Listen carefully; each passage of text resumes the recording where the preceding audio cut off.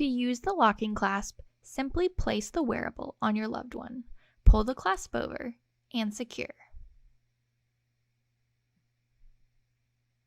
To remove the clasp, use the tweezer-like tool that's shipped with your wearable. Align the prongs to the flat rectangular cutouts on both sides of the clasp and push to release.